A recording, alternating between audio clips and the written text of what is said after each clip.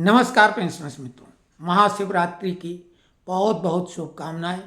आप सभी लोग अपने जीवन में निरंतर प्रगति करते रहें और आपके इर्द गिर्द भी आदि व्याधि कष्ट फटकने न पाएं। भगवान भोलेनाथ आप और आपके परिवार पर निरंतर कृपा बनाए रखें। आप लोगों को इंतज़ार होगा 20 फरवरी को सुप्रीम कोर्ट ने क्या आदेश दिया है, क्योंकि केस तो डिस्पोज ऑफ हो गया है नोशनल इंक्रीमेंट वाला, लेकिन अभी तक कोई जानकारी नहीं मिली। जैसे ही जानकारी मिलेगी हम आपको तत्काल वो जानकारी देंगे और उससे पहले पेंशनर्स फोरम में वो जानकारी आ ही जाएगी और नहीं आएगी तो हम उसमें डालेंगे। जनवरी से डीए 2% बढ़ेगा, ये हमने बहुत पहले बताया था और आप लोगों ने माना कि हाँ हमने बताया था। उस समय लोगों को आश्चर्य हुआ था और लोग 6% तक बढ़ा रहे थे, लेकिन अब वो भी धीरे धीरे आखिरकार तो वहीं पे आएंगे। लेकिन इस बीच में कुछ ऐसी भी चीज़ें जो हमने कही थी जो किसी ने सोचा भी नहीं था। हमने बोला था उस समय जब केजरीवाल को अरेस्ट किया जाना था तो बड़े बड़े लोगों ने बोला था नहीं सरकार अभी हाथ नहीं डालेगी, लेकिन हमने कहा था कल अरेस्ट हो जाएगा और उसी दिन वो अरेस्ट हो गया।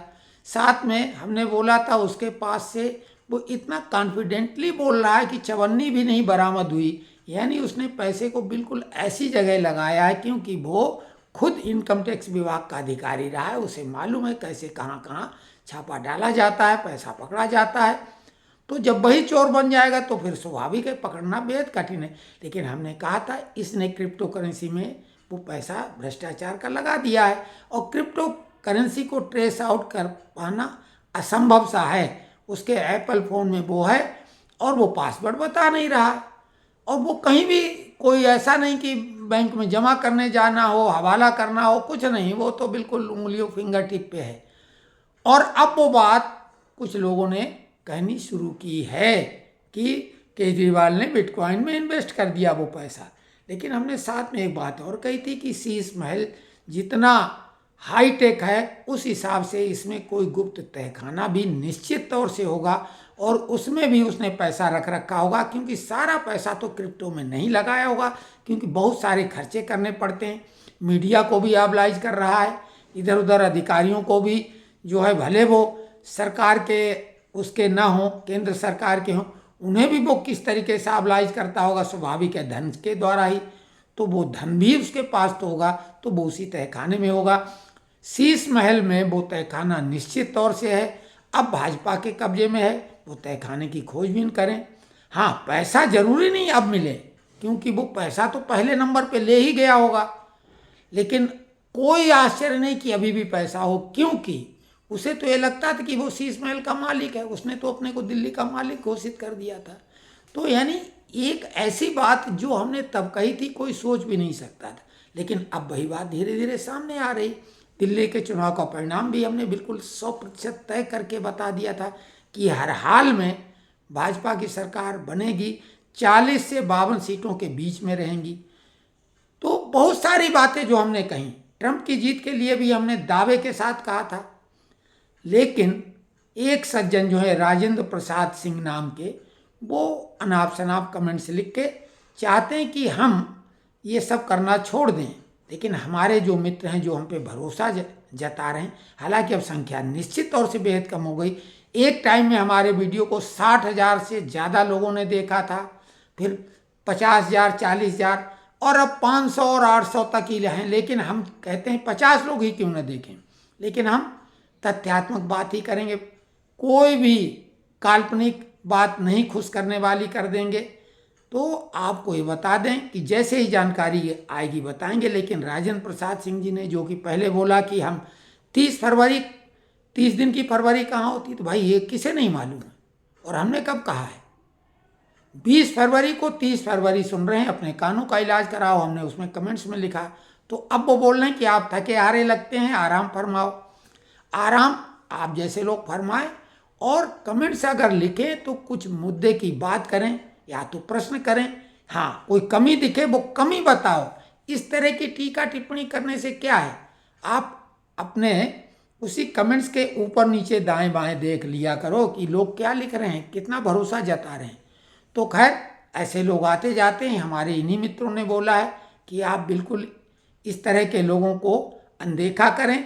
इनकी मंशा यही है कि आप जैसा व्यक्ति जो साफ सुथरी बात कर रहा है बिना कोई दबाव के, तो वो चाहते हैं कि आप जैसा व्यक्ति कम से कम इस तरह के वीडियो न बनाए। तो हम आपको बता रहे हैं कि हमारे ऊपर दबाव बना सके ऐसी इन लोगों में औकात या क्षमता नहीं है। ये राजेंद्र प्रसाद सिंह जैसे तमाम लोग आए और चले गए, ये भी भाग जाएंगे, अनसब्सक्राइब कर देंगे, या जो भी या बदले हुए नामों से आते रहते हैं जाते रहते हैं।